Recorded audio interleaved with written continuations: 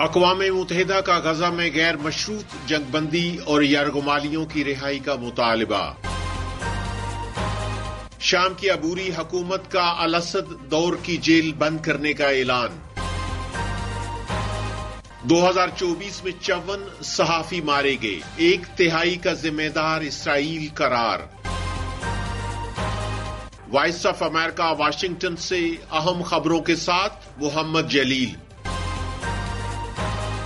اقوام متحدہ کی جنرل اسمبلی نے کثرت رائے سے غزہ میں غیر مشروط اور مستقل جنگ بندی اور تمام یرغمالیوں کی فوری رہائی کا مطالبہ کیا ہے۔ غزہ جنگ بندی قرارداد کی 158 ممالک نے حمایت کی، جبکہ امریکہ اور اسرائیل سمیت 7 ممالک نے اس کی مخالفت کی ہے، جبکہ 13 ممالک غیر حاضر رہے۔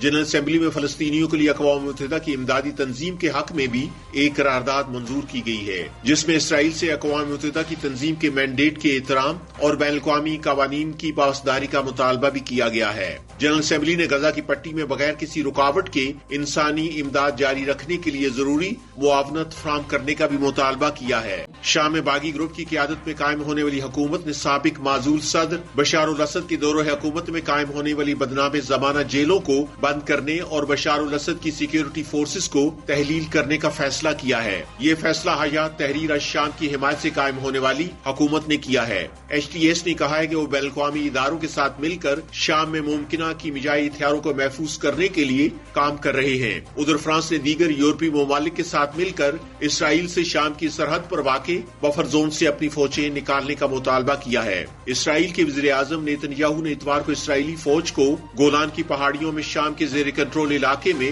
داخل ہونے کا حکم دیا تھا۔ اسرائیل کا کہنا ہے کہ یہ فیصلہ اسرائیل کو محفوظ بنانے کے لیے کیا گیا ہے۔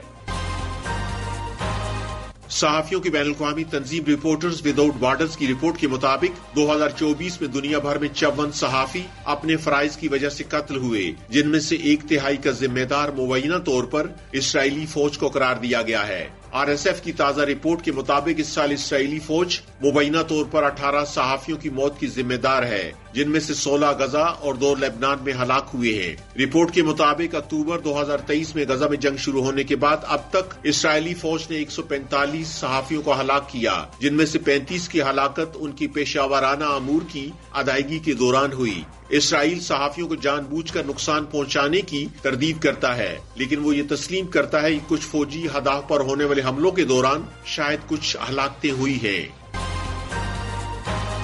غزہ کی سول ڈیفنس ایجنسی کا کہنا ہے کہ جمعرات کو ہونے والے اسرائیلی حملوں میں متعدد بچوں سمیت 21 افراد ہلاک ہو گئے ہیں۔ یہ ہلاکتیں اقوام متحدہ کی جنرل اسمبلی کی طرف سے غزہ میں فوری جنگ بندی کے مطالبے کے چند گھنٹوں کے بعد ہوئی ہیں۔ فلسطینی عہدیدار کا کہنا ہے کہ اسرائیل کے جنگی طیاروں نے ایک پناہ گزین کیمپ اور غزہ سٹی کے قریب 2 مکانوں کو نشانہ بنایا ہے۔ عہدیدار نے اے ایف پی کو بتایا ہے کہ پناہ گزینوں کی عمارت پر اسرائیلی حملے میں کم از کم 6 بچوں سمیت 15 افراد ہلاک اور 17 زخمی ہوئے ہیں۔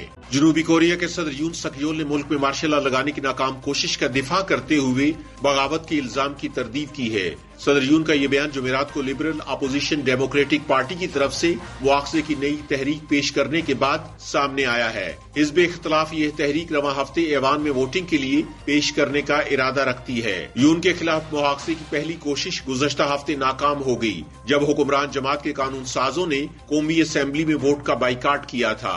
صدر یون کی طرف سے 3 دسمبر کو ملک میں مارشل لا لگانے کی ناکام کوشش کے بعد ملک میں سیاسی بحران پیدا ہو گیا ہے۔ ادھر وزارت انصاف نے صدر یون کے ملک چھوڑنے پر پابندی عائد کر دی ہے، جب پولیس ان کے خلاف مارشل لا لگانے کی کوشش کی تحقیقات کر رہی ہے۔ وائس آف امریکہ واشنگٹن سے خبروں کا یہ بلیٹن اب ختم ہوتا ہے۔ میں ہوں محمد جلیل اور ایڈیٹر تھی سارہ حسن۔